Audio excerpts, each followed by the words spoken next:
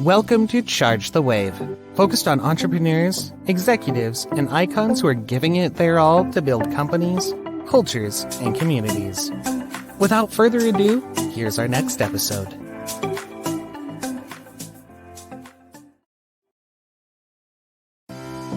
Charge the Wave is brought to you by Footnote 4. Footnote 4 dedicates Charge the Wave to the late Duke Kahanamoku from 1890 to 1968, the greatest waterman, pioneer, and American icon of our time, the diversity movement. Today's episode is brought to you by the DEI Navigator from the diversity movement. It's a familiar scenario. You've been hired to lead diversity, equity, and inclusion, but you don't have the resources and network or maybe even a job description, let alone a strategic plan and a budget. You need help. That's why the diversity movement created DEI Navigator. This monthly subscription service is designed for small to mid-sized businesses that are committed to DEI action. DEI Navigator is everything you need all in one place. Access to our award-winning team of diversity advisors, expertly curated content, how-to guides, specialized training, courses, and workshops, and a subscription to our micro videos platform recognized by Fast Company magazine as a 2022 world-changing idea.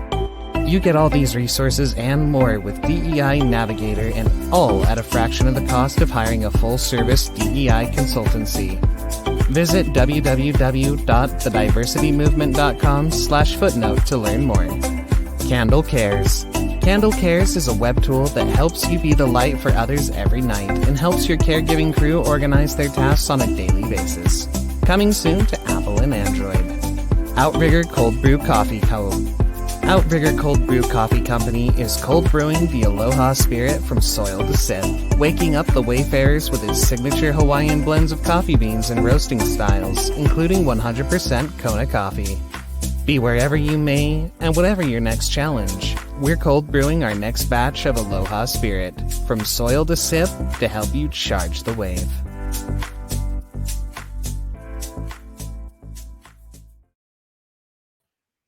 Hi, today our guest is Alex Meyersberger. Welcome to the show, Alex. Super excited to be here. Great. Well, let's plunge right in. Congratulations on all your success with the Advancement League, as well as the Young Health Leader Summit. Did I get that right? So appreciated. Yes, got it right. Young and young at heart. Which we'll get to for sure. But before we do, wanted to go back to how it all started, and just wanted to hear a little bit about where you grew up and how you describe it. Yeah, so do superheroes get an origin story as well, or is this my villain arc? So growing up, I joke that I was in the witness protection program I used to joke that I was in the witness protection program because I don't know if they tell you that like while you're in it.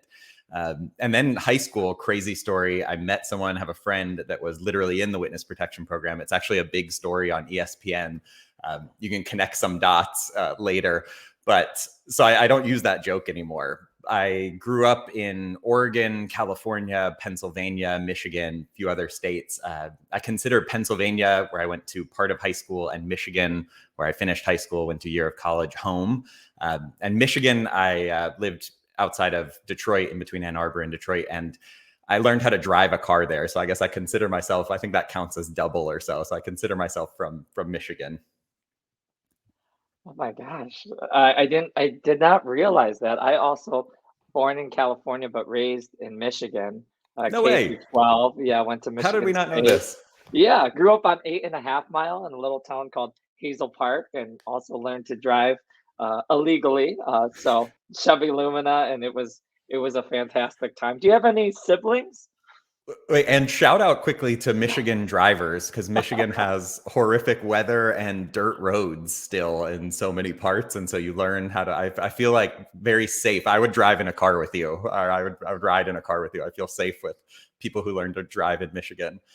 I do have siblings. I have an older sister. She's 4 years older than me. Just old enough that we never went to the same school. Although she did, when she went away to college, she left her boyfriend, who was a senior in high school, to mercilessly pick on me. So I was a freshman, he was a senior. One time he came to my house, instead of riding the bus, he picked me up for school and made me pump his gas. And as I was finishing up pumping his gas for the ride to school, he got out to put something away and he grabbed the gas pump and sprayed it at my pants. And so I had to go to school all day smelling like gas. So shout out older siblings and the people they bring into your lives. Oh my gosh. Wow. Besides that, any other interesting or unique challenges or experiences from your childhood? Oh, so many. One thing, I guess, Michigan wise, I didn't grow up around water really until moved to Michigan. And so obviously land of lakes, and everyone knows someone that's got a boat and you're out on rivers or lakes. The first time I ever rode a jet ski was in high school. And so I was on the back of it. My friend was driving. And as he was driving, it started beeping really loud. And he started screaming and swearing and saying, like, we're going to blow up. And I thought, like, maybe we're in a James Bond thriller. And so I dove off of this jet ski and, like, went as deep as you could go with the life vest on. And so I'm trying to fight sort of nature. And quickly realized once I got back up to the top that clearly it was just like the low gas indicator on the jet ski, and I wasn't gonna blow up and explode in the movie situation. But I think that's a life lesson just throughout my life, just attracting great friends and having great friends. Maybe it's a lesson to like pick better friends or pick different friends. But a life lesson, just having a lot of fun. I was really fortunate in childhood to have great parents and great people around me, and met wonderful people in all of those states and all the stops along the way. Wow, well, that's certainly one way to charge the wave. You mentioned some great friends, some life lessons. Any particular role models or mentors you'd like to give a shout out to? Yeah, probably shout out mom and dad. I've been fortunate to have great parents who let me have a lot of freedom. Now that I have kids and understand what that's like, arguably they gave me too much freedom, but too many role models and mentors to count and name along the way. Well, you haven't lived unless you've jumped off a boat. I feel like everyone has to do that once in their life. Right? How did you choose BYU for undergrad and then the University of Utah for your MPH? Yeah, so I can give sort of the political answer, or the good answer, the good story. A large part of it was my sister actually went to BYU ahead of me and even studied public health undergrad. And so I knew I would have the hand-me-down, cheaper textbook versions, and someone that I could learn from a homework perspective or things. And so that was definitely part of it. But previous to that, so I went to a year at Eastern Michigan University in Ypsilanti, Michigan, and then served a volunteer religious mission for 2 years down in Arizona, New Mexico, and Texas, right on the Mexico border.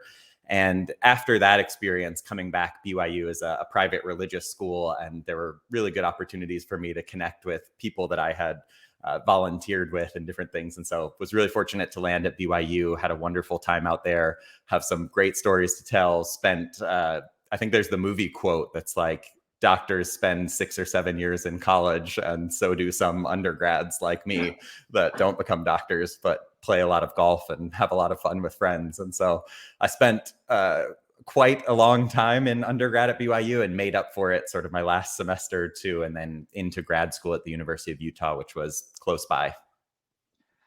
Wow, super interesting. When I went to Michigan State, I would go back and bartend in Hawaii, where my family is, in Oahu, and I'd make it up around the North Shore and the East Shore. And there, I think BYU has a satellite campus, and there's a quite a good contingent of BYU folks on the Yeah, island. So BYU Hawaii is very popular and should have yeah. been on my short list. I think maybe that's one of the regrets, is looking back. BYU Hawaii is definitely probably beats BYU in Provo, Utah, especially seasonally. So when you got out of your schooling and you started your career, I always drop this book because I really like it, by Reid Hoffman, The Startup of You, treating your career like a living, breathing, growing startup. When I look at your career trajectory, it certainly feels that way. You have a number of, I don't know, side hustles or blended passions that you're doing professionally. It's amazing to see, quite frankly. But would love to hear how you thought about your career when you started on your voyage, and then maybe describe some stops along the way. Yeah, I haven't read the book, but I love the premise and the sort of startup of you. I think it reminds me of the Jay-Z quote of "I'm not a businessman, I'm a businessman." Uh, and so looking at your life as the business of you or the startup of you is a great way to frame the world. And I didn't really start out that way, to be honest. So I went to grad school post undergrad with public health for another public health degree, as well as a master of healthcare administration. Although the MHA degree, so a Master of Healthcare Administration, many people refer to it still as a Master of Hospital Administration. And so it's sort of what you attach, even just word wise, to the degree. And so we still live in a fairly hospital centric healthcare system here in the US. And so going through the MHA program, I had hospital leader mentors, I had hospital internships. I imagined myself being a hospital administrator. And there's somewhat of a fairly clear path from a career arc perspective. And so I imagined some of the stops along the way and wanted to be a hospital CEO and sort of articulated that. It turns out, as day one of my administrative fellowship, so reporting to a CEO of a hospital post graduation, it turns out that I am uniquely unfit for the hospital administrator job. There was always a joke as we would walk through the hospital that like I would be the person holding their breath, walking through the hallways and things, so just scared of germs. I don't like going to the doctor's office myself. I love and appreciate and am in awe of the sacred things that happen in hospitals, from birth to death and everything in between, all of the sort of most intimate moments of lives. But that unique hospital structure, I realized very quickly, or not quickly enough if I went through school all for that, but I realized quickly into the real career path that the real goal should be to keep people out of those hospitals as much as you can. And I wanted to sort of explore that more. And so I was really fortunate to be working at an integrated system. And so I spent a couple of years on the hospital side and then was able to go over to the health insurance side. And that felt a little bit like, okay, we were launching some pilot programs for sort of the precursor to hospital at home and some of the technology to deliver remote patient monitoring in homes and things. We were delivering food for pre-diabetics to see if we could keep away disease progression at certain points. And so really enjoyed that side, which led me to more roles in a health plan. So came from Northeast Pennsylvania at Geisinger down to Blue Cross North Carolina, focused on net promoter score and the customer experience and some of the new business lines of Medicare and Medicaid expansion. And then that really gave me that first taste as well into the technology world. And so delivering on the consumer experiences is a lot of partnerships and a lot of evaluating who's doing this now and how are they doing it. And that led me, so connecting the dots backwards is always easier than looking forward now, I've realized. But that led me to the global leader in analytics SaaS. And so sort of slowly dipped my toes into the tech world and then jumped all in a few years ago. And you mentioned it quite a bit, but anything particular about your experience and your background, your formative years that led you to starting Advancement League, to founding Advancement League and hosting the Health Pulse podcast? Yeah, really, it was the early days of my career. And I think a lot of people talk about this in sort of the formation of businesses, but very much so, you started a lot of things out of personal lived experience. And so going through that experience of graduating from graduate school, and so I spent 6 or 7 years in undergrad and 2 master's degrees, all focused on this single goal of being a hospital administrator and being the best sort of version of a hospital administrator that I could be. And then truly on day one, getting that job, being in that job and realizing, shoot, I don't know if I want to do this for the rest of my life, was really a difficult moment, because how do you go back? I had a wife and a child at the time. And so how do you go to your wife and say, hey, I know we just went through 6 or 7 years of school, we're in X amount of debt, but this isn't really the path I want to do. And also I've never really looked into other paths. And so starting Advancement League was truly just lunches. It was, hey, I'm having lunch with a peer today, and I'm sort of using it as almost the group therapy session of, hey, is this what you want to do in your life? Or am I the only one alone here in this thinking? And that sort of snowballed into what we called road trips, where we'd take those lunches on the road and drive around to different health systems, health insurers, hospitals, and learn from other leaders. And that snowballed into an event, which led to the sort of professional-ish association of the Advancement League, the membership organization. And so some of the formative things, I think if I look back to childhood, there was a kind of school entrepreneur program at one point, kind of the precursor to Shark Tank, that was building on.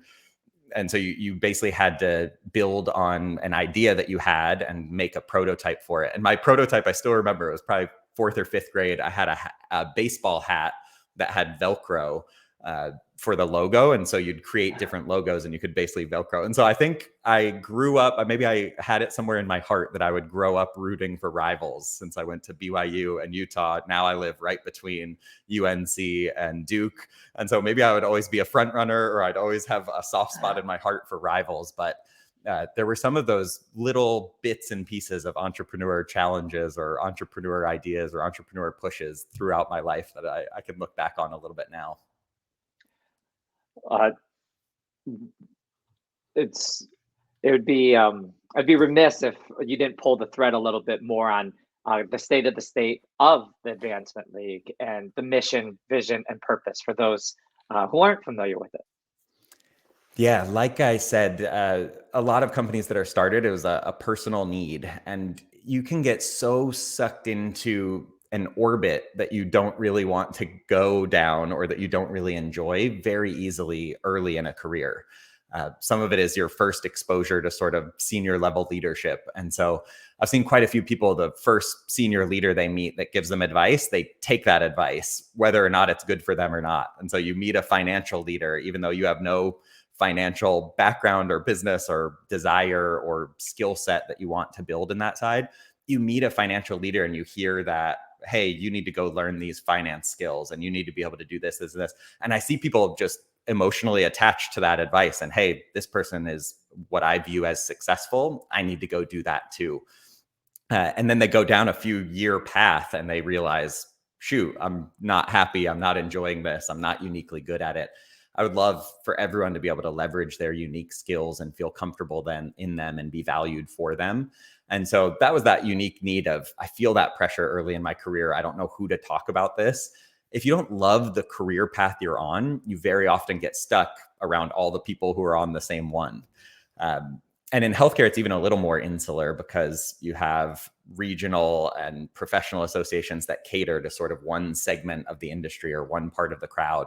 And so our own lived experiences from a few of us that were going through that at the same time of going to different events and attending out of town events or conferences where we'd wear fancy suits and we'd eat fancy dinners and we'd sit around and talk about all the things that were broken in healthcare. And then we'd sort of fly back to our homes and nothing had been done about it. So all of that collective of early career pressure, some of our own lived experiences viewing the world a certain way led us to say, how can we really be clear about making a difference in careers, our own to start, and the community around us? How are we going to really have an impact on a healthier future? And so that's how Advancement League started. So our mission and purpose is really to help people find healthcare careers they love and have community impact along the way. And we've been really fortunate both in our own career paths to find great leaders and bosses and organizations that are supportive, as well as to help others now find some of the career paths that they navigate from a personal enjoyment and satisfaction and career and community impact standpoint. Yeah, with that, let's drop a plug for the Young Health Leaders Summit in Raleigh, North Carolina. Why should someone attend this year, and the dates and all the goodiness of it? Yeah, appreciate that. A definite shameless plug. Young Health Leader Summit is now in its 5th year. And so it's been called the kindest collection of healthcare talent. It continues to live up to that year after year.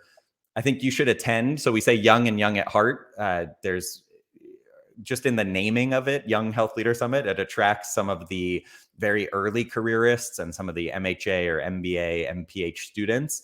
Although in recent years, we've really had a great and growing group of mentors and leaders and the young at heart who are there to say, I need casual, safe space to be able to have these conversations. And I want to attract these type of people to my organizations.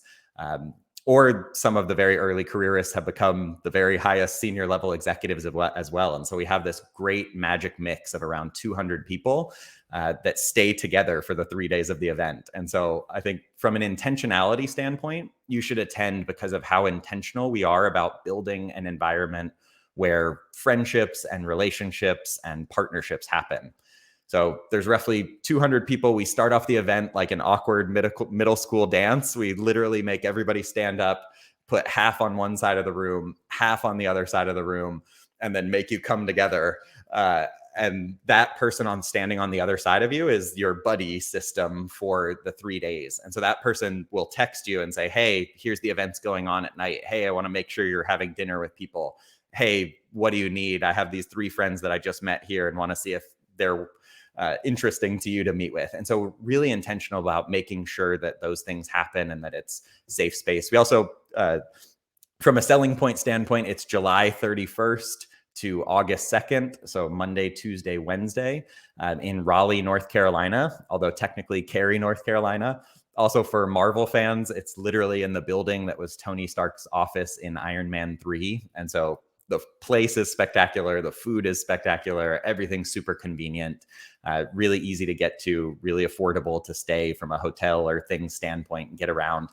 But the proximity to healthcare heroes, and so our speaker lineup is insane. We're unbelievably fortunate in year 5 that people answer our emails and say yes and fly around the country to come speak. But that proximity to the healthcare hero side just doesn't happen anywhere else. And so you get to wear shorts. We force a casual dress code. There's a name badge with whatever you want to put on it. And so you don't get that awkwardness of coming and saying, someone reaching out or sort of reaching in to look at your name badge and thinking like, you're not good enough or you're not X title that I want to talk to or at X organization. You have sort of Alex on your name badge. And so you get to really interact with people on a level that I don't think happens really anywhere else. Any shout outs to any execs, trailblazers, leaders that have been affiliated with the organization that have helped support the organization or that will be this year this year to speak? Oh, this is we could how long are these podcasts? We could fill I think quite a bit of time. Healthcare truly has the best people. I cry happy tears about this because I've been so personally fortunate to interact with so many and to have so many good experiences and get to sit down at dinners or things with executives that we see often on TV and get to hear how passionate they are about their own families, their own lives, their own career paths, as well as the industry as a whole, how much so many people really care. And so too many to name, but I would start with, they call it the PayPal Mafia, right? The PayPal team that went on to found all sorts of other companies. I think there's a Blue Cross North Carolina team mafia. So I would call out we were fortunate to work together and to work with Brian E. Wynn, who's now the president of health solutions at Elevance Health. Someone, probably my vote for person that's going to have the most impact on healthcare over the next 20 years. Someone we've both been fortunate to work with. So I'd call out her. And then I'd call out the dream team of Blue Cross North Carolina alumni. Becky Brooks, Trisha Garland, both were just promoted to vice president within the new Blue Cross North Carolina world. And so deserving of the thoughtfulness and time and energy they invest in a healthier future. Kayla Epps, who's now at Homeward Health, winning awards. Shruti Kathari at Blue Cross California. Renee Botello at Mayo Clinic. Solome Tebebu, who does so much in the behavioral health space, I think is probably the world's most connected person in that world. Andrew Parker from Papa, definitely for not taking my advice in the early days. I called them young people helping people. And he was like, we're going to call them Papa Pals. And so to see the explosion of Papa over the years. Chelsea Perry, who helped in the early days of Advancement League, now at CVS Health. Rashard Johnson, incredible executive at Atrium. Alexandra May doing her PhD at UPenn. Dana Lee, her new startup Wander. Zayn Ishmael, Jared Johnson from the Healthcare Rap podcast. Crystal, Beyonce, she'll laugh at that. Adesanya and Ade Adesanya, Health's original power couple. Priya Batheja, Smriti Kuber Dabadabadam, aka Simi. She's going to laugh because I can never say her last name. Gloria Vanderham at Bliss Biohealth. oh man, just so many, like Antoine, co-founder of Advancement League, doing amazing things at Henry Ford.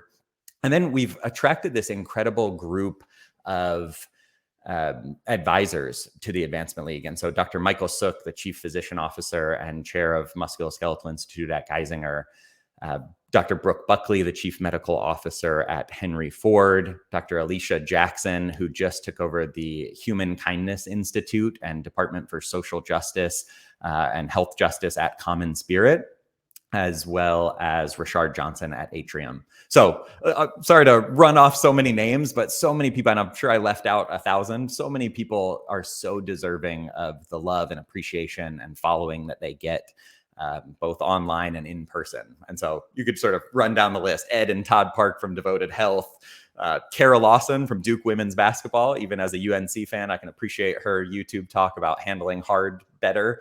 But so many people, healthcare truly, truly has the best people. What would you consider a success for yourself and the Advancement League over the next 12 months, the next year? We really measure success in the amount of people who don't feel that pressure early career or at any stage of a career to be something that they don't want to be or something that they're not. And don't feel that pressure because we're able to help them navigate or give them tools or resources or connections that make them feel like they're on the right path. And so one success measure is definitely the people. All those who either join as members or who attend the Young Health Leader Summit, if there are enough of them that say, I'm doing what I really want to be doing because of my interactions with the Advancement League, that's the metric, that's success. And then the second one, so success is our impact on careers, and then definitely our impact on communities. On communities, we want to be able to look back at the end of this year and say, X amount of people have a place to spend the night. X amount of people had healthy food options. X amount of people have access to mental health resources that they otherwise wouldn't have had. And so that's the success, is our impact on careers and communities. Well, thank you for sharing that. We'll take a beat for a message from our sponsors, and we'll return to wrap up the show. Charge the Wave is brought to you by the Diversity Movement.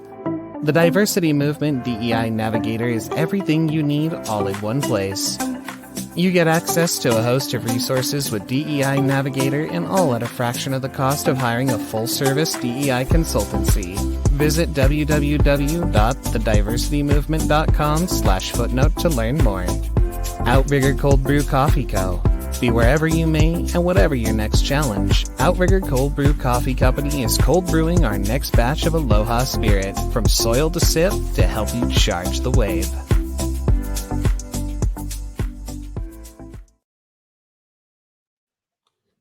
Welcome back. This is the advice segment. We'll plunge right in. Alex, one piece of advice you have for those applying for their next role or just thinking about starting the next new thing? Yeah, so often, so many of us are still trying to take our own advice, or are still trying to find the best advice that's going to be. And so I would say the best advice I have is to just start. So many people ask me about posting on LinkedIn, or ask about how do I reach out to people, or how do I get this mentor or get this sponsor, or how do I start this idea that I have. We spell, as we reach out to people through Advancement League or through day jobs or through all the things, we spell so many things wrong. We send the right email to the wrong person. We put the wrong people's names above their speaker image on accident or in haste. And so we all make mistakes. So just starting, I think, is the number one. And then that second part is just like in investing long-term, there's compounding effects. And so often it's just start and just don't quit. Any common denominators in the most successful people you speak with, the executives, leaders, trailblazers of the profession in the industry? This is going to be a hard one to talk about because there's so much focus on mental well-being and work-life balance and things. But one is definitely hard work. I think that you mentioned a book earlier. I don't know if this is the same author, but I think that 4-Hour Work Week book is a scam. Everyone that I see that I look up to, just really hard work and dedication, and sort of that just start and just don't quit. A lot of them have been at it for a long time and have found a way to weave it into their lives that makes sense for them. But so many of the people that I look up to, it's real hard work. And then just the kindness. I think not realizing that many don't realize that careers are 40 years or 50 years long now. And so that ability to look at people that are your peers currently, or quote unquote have a lower title than you, or are at different parts of the organization. I see a lot of people really trying to target senior level executives, not understanding that they'll retire long before the impact that you want to have on the world will make up. And so many of the incredible executives that I look up to and know, they ask me questions and they ask the person next to me questions, and they really are serious about learning and curious about learning from every person that they've got. And so the two things that I see are truly hard work and kindness as sort of common denominators in incredible healthcare leaders. It is hard work. I think, career is hard work. How do you, especially over the last couple of years, I've been wondering how people manage their energy and their mental health runway. Do you have any tips on that, or anything you do for self-care? Yeah, and I think this is such a good question and such an individual question. I get so worried about the advice on the internet. I think we're all we're all part of like a headline generation, where we see the headline or we see the quick clip, and we don't see what's sort of underneath and what's behind it. And so we got all sorts of people who like shouldn't be doing ice baths, or so many people like eating random foods because somebody on the internet told them that they start their day with this gross whatever food, and everyone successful needs to do it. And so I think the question is important almost only to me, because you won't get the same energy from the things I do that I do. And so how I balance it is I get my energy from people. And so a lot of this, I love meeting up with you and being here, having this conversation with you, getting to see you, getting to talk to you. I've literally taken PTO from my job and paid my own way to go to events, just to get that energy of being around a lot of people and being in a new city and getting some new exposure and new ideas. So new people, new ideas. But I also get it wrong. I think there's ebbs and flows of your energy in life. And so there's some times where it's, hey, I need to sort of retreat a little bit. And there's times I need to push harder. And so learning what really works for you, sort of hobby-wise, professional-wise, family-wise, is, I think, a lifelong journey. I don't think anybody says, here's the exact schedule I've got. This is the exact thing that works for me, and I'm going to now do this every single day for the rest of my life, because jobs change, your boss changes, ideas change, customers change, demands. And so really personalizing it, instead of my advice to anyone, is just personalizing it to yourself and starting to sort of self-reflect on, hey, these are the things I do that I enjoy the most. And how do I do more of those?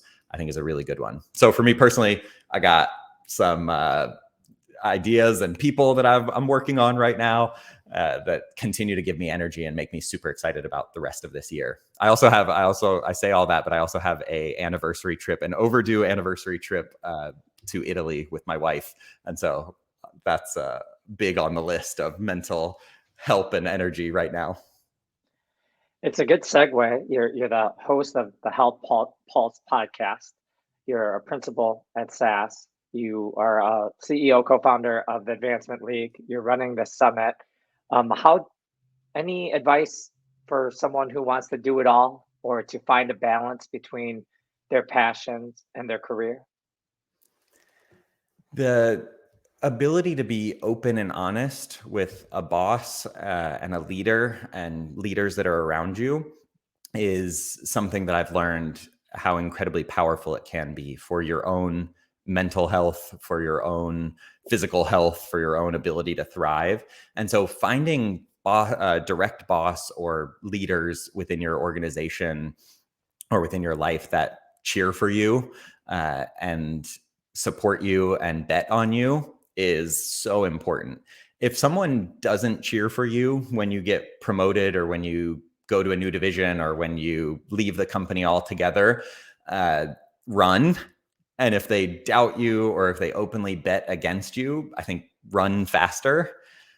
Some of the world's most compensated bankers. So you can just sort of Google some of the big public company leaders.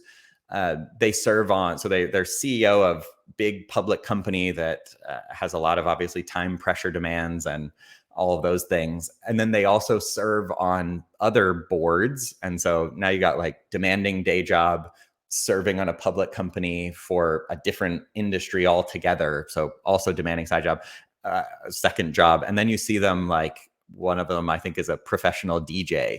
And so, or have craft hot sauce empires, or have food trucks, or invest in restaurants, or whatever it is. And so some of the like very senior leaders in organizations and that quote unquote run the world are spending considerable time, whether it's during, after, halfway in between their day jobs, perfecting a skill and doing something.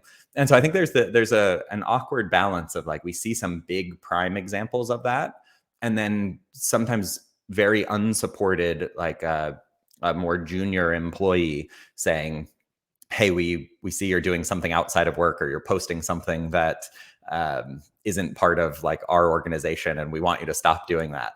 I think those days are over. I think it's definitely a new day. I think people are so multi-talented that we're starting to see the best organizations are going to continue to attract people that are able to show up as their whole selves, and their whole selves have whole lives and whole hours and days of PTO outside of work. And so finding people that really support you and bet on you and cheer for you is I think the real game changer for how you're able to balance family and side job and main job and maybe second side job. But the people who cheer for you around you is everything. I agree with that. I think the most interesting people I meet have the most complex, intricate, nuanced human Venn diagrams. Yeah, right. You wouldn't expect this attorney to be a singer. You wouldn't expect this doctor to be a DJ. You kind of referenced that the dichotomy of the individual, the different psyches and behaviors that we like to spend our time, passion, energy on and about. What for you is what wave are you most excited about charging next? We're riding the same wave that we've probably been riding for years, and now the wave's just getting bigger. But the wave's all about the people. So we're the sort of the contrarian view. I think you saw very early in the pandemic, and then throughout the pandemic, some very prominent both TV personalities, media personalities, as well as healthcare leaders. I have a few screenshots, so I saved some of the receipts of very sort of mid-pandemic where like crowds are never going to come back. Nobody's going to pack into a concert hall again, or events are going to be virtual because it's so much more cost efficient and you can connect with people around the world, all of those things. Even during pandemic, I full-heartedly believe just human nature, people love being around other people. And so, yes, we do as part of Advancement League virtual insider calls. And so monthly we get Healthcare Heroes and have that private closed door session where you're able to join from your desk. But we're really riding the wave of doubling down on showing up in person. And so whether it's Antoine and I, or Cachet and others that are part of the Advancement League, popping up in partnership with some of your favorite people in healthcare at some of the pop-up events around the country, whether it's growing Young Health Leader Summit bigger. We're actually launching a health and golf event that's sort of a private curated community for the golfers within healthcare and those new to the game and new to healthcare, road trips. And so really the wave that we'll continue to ride and that I think we'll always bet on is bringing people together. Well, let's jump to the Gale Force Wind round. My favorite pick-me-up is Outrigger Cold Brew Coffee. I'm biased. I'm drinking it today. Do you have a favorite morning pick-me-up to start your day? I have like an excessive energy gene. And so caffeine makes me shake. And so I don't drink coffee or things. Although people bet on sort of what I would be like if I did, which is exciting. every once in a while there's like a Diet Coke in the picture and a mix, but for the most part I'm a acai bowl type person. So Brazilian acai bowl, and we're good to go. Huge fan of acai bowls. There's a place here called Blenders and Bowls that we've partnered with a few times. So love acai bowls. Favorite local restaurant? So I'm in the Raleigh, Cary, Durham, North Carolina area. There's two places probably that come to mind: Morgan Street Food Hall in downtown Raleigh, and Boxyard RTP right in the heart of the Research Triangle Park, one of the world's largest research parks. A common theme, I think, again, of people and choices. And so almost that sort of mega event. So Morgan Street Food Hall has everything from loaded fries to seafood to Indian food to ramens to pizza to tacos to rolled ice cream, which is amazing. And so you get a ton of people in one spot, really fun spot downtown, and you get a lot of choices. And then Boxyard RTP is a shipping container, sort of indoor outdoor shipping container food truck park, which is tons of fun. You mentioned golf a couple times. Any other favorite hobbies? I mentioned golf, and I truly have not golfed in like a year. I golf like once or twice a year, and so I think part of the health and golf event that we're launching through Advancement League is definitely, again, from personal lived experiences, is definitely on the personal side of trying to change that dynamic in my current world. Favorite hobbies. So I have 3 young children, so all kids, everything, all of my kids, everything. I'm currently the Uber or Lyft driver for all of their sports at the moment. And so taking kids between soccer and flag football and basketball and trying to find ways to introduce them to things that they may enjoy and fall in love with has been my number one hobby. Favorite sports team, musical, or show? I'm a mix of Philadelphia and Detroit and now Carolina sports teams. And so was very heartbroken over the Super Bowl, but we'll be back. And so local sports teams, especially as we support sort of Duke and UNC and NC State and all of the college games and North Carolina Courage, professional women's soccer that we can go to. And then musical or show, I'm going movie over musical or show. The Sandlot is a yearly March pre-spring training tradition for me. The Sandlot still brings some of those memories of moving to a new place and some of that nostalgia of making friends when you were younger, and probably how it applies to making friends as you age as well. Favorite vacation spot?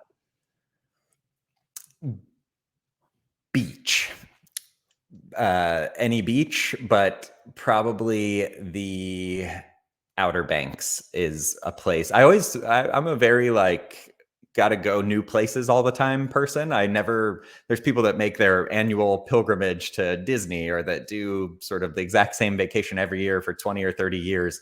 And you hear about those stories. And I was always the person that was like, that's never going to be me. Because for that same amount of effort and energy, you could go and explore somewhere new. And then every year I find myself back in the Outer Banks at Jockey's Ridge State Park, which is this incredible sand dune, Martian landscape that you can see bay and ocean on both sides, with a chocolate malt milkshake from a local spot right next door. And so every year, somehow I find myself back drinking my chocolate malt milkshake on top of Jockey's Ridge State Park in the Outer Banks. And I've become that person that it's probably going to be a lifelong annual pilgrimage. Dream concert? Oh, we're sticking with Raleigh theme here. Dreamville this April, headlined by J. Cole and Drake. Raleigh's on top. Huge fan of both. Dog or cat? This is going to be unpopular, but neither. Okay. I grew up with dogs. Love dogs in theory, but my brother-in-law is a maxillofacial surgeon. So I see the dog bite injuries, and it's always from the ones you least suspect. It's like small yappy dogs that have been in the family for 10 years and are super happy, and then horrific childhood injuries. And so maybe it's just phase of life where I've got young kids and they stick their face in the dog's face and pull their tail and things. But right now I'm a neither person. I say I'm allergic to cats. I don't know if it's true, but I say it because I definitely know on cats. And before we get to the last question, this is borrowed from an author you referenced earlier in the 4 Hour Work Week, Tim Ferriss. But if you could put any advice on a billboard outside schools and universities across the country, what would it be? Whew. It would probably have to be a series of billboards, because there's so many lessons that I've been fortunate to learn or had people impart on me. I would probably put "the future is going to be amazing," or "you can create the future." Something about that. There's something about that time in college, and unfortunately, societally, I think we're really hard on children and college age kids right now. Um, they get so many messages that everything around them is broken and nothing's great and it's only trending downward. When I think if you look at human history, the future is almost always better than the past in so many ways. And I know that's not true every sort of geography and time and place, but as a general statement, I would love to impart the hope and optimism on them that the future is going to be better than the past and they can help create it. If it has to be more practical than the big picture hope of "you can create the future," it would probably be something around creating more relationships and getting slightly worse grades, or something about the trade-off between school and everything that happens outside of school. So I think there would be some practical advice there of the people are going to impact you much more than some of the sort of day-to-day learnings that you're going to have in college. Anything next for you on your bucket list that you're hoping to check off? I want to be a more patient as a parent, so a more patient parent. I want to win more games in my Wednesday night adult men's basketball league. I've got some of that competitive fire, so I think I'm going to coach one of my kids' soccer or flag football teams. There will probably be a documentary made about us because we're going to be loud. There's never going to be a happier and team that has more fun in a YMCA league. I'll probably drink caffeine before every game just to make sure that I keep that energy for the kids. And then I'd also love to just continue learning and sharing more in the digital health realm. I think we're still at the early days. Even though there's been a lot of investment and a lot of thought leadership and a lot of things in the digital health space, I think technology hasn't fully played out its role. There's a quote that says technology moves suddenly or moves slowly and then suddenly. And I don't think we've got to that suddenly part of how it's going to impact the future and a healthier future.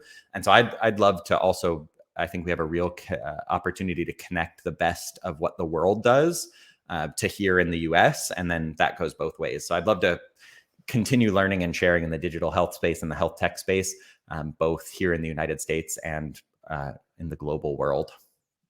Any closing words before we end the episode? Just the hope and optimism and love and appreciation for you and for being here and for the lessons I've learned from you and the times we've shared. So I think just the hour or half hour, whatever amount of time we've spent today, I think of so many things as like the investment of time. We don't often reflect or be as grateful for it as we can be. And so I just am truly thankful to spend this time with you. This is so much fun. I learn things from the questions. I learn things from other people. And so one of it is just there's so much negativity. The last sort of parting thing I would leave is there's just so much negativity in the world, and especially in the world of healthcare, that I think the small group, and I rattled off a bunch of names. There's so many more names to rattle off on that list.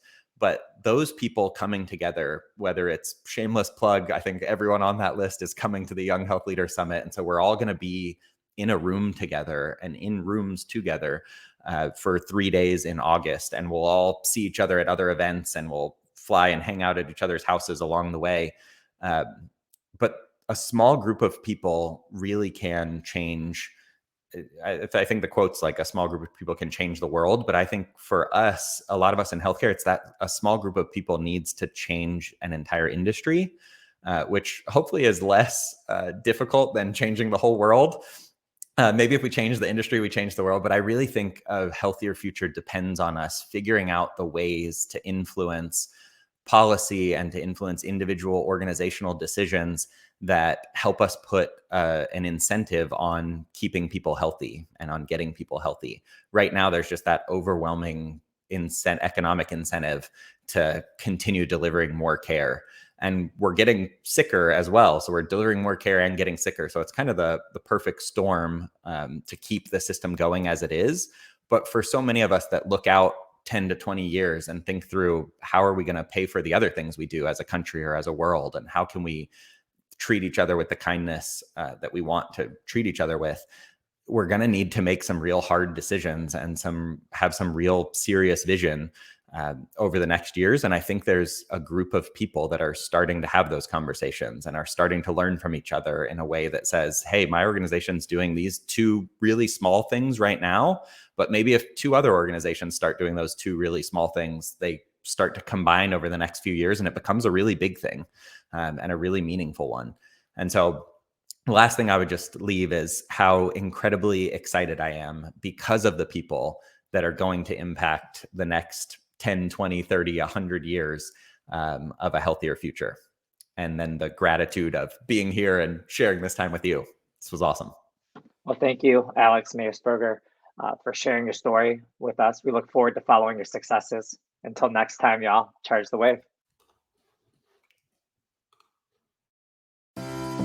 Thank you for tuning in to another episode of Charge the Wave, focused on entrepreneurs, executives, and icons who are assiduously building companies, cultures, and communities. Till next time, charge the wave.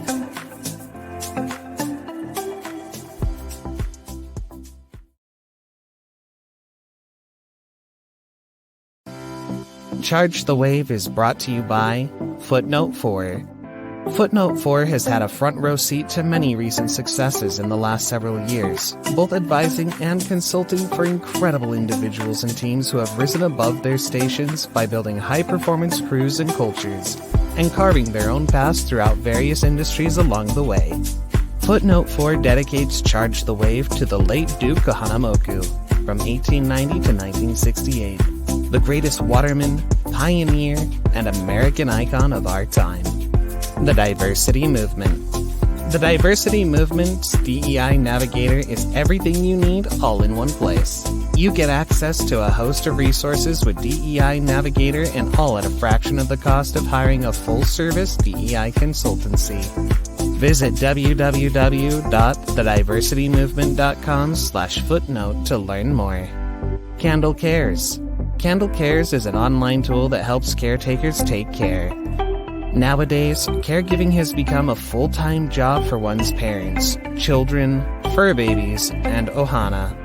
Candle Cares helps you manage your caregiver crew, loved ones who need care, and everyday tasks. A single candle can light many other candles without losing its own light. Candle Cares helps you be the light for others every night and helps your caregiving team organize their tasks on a daily basis. Coming soon to Apple and Android. Outrigger Cold Brew Coffee Co. Outrigger Cold Brew Coffee Company is cold brewing the Aloha spirit from soil to sip, waking up the wayfarers with its signature Hawaiian blends of coffee beans and roasting styles, including 100% Kona coffee. As Mark Twain famously proclaimed in his letter from Hawaii, Kona coffee has a richer flavor than any other, be it grown where it may, and call it by what name you please. Be wherever you may, and whatever your next challenge, we're cold brewing our next batch of Aloha spirit from soil to sip to help you charge the wave.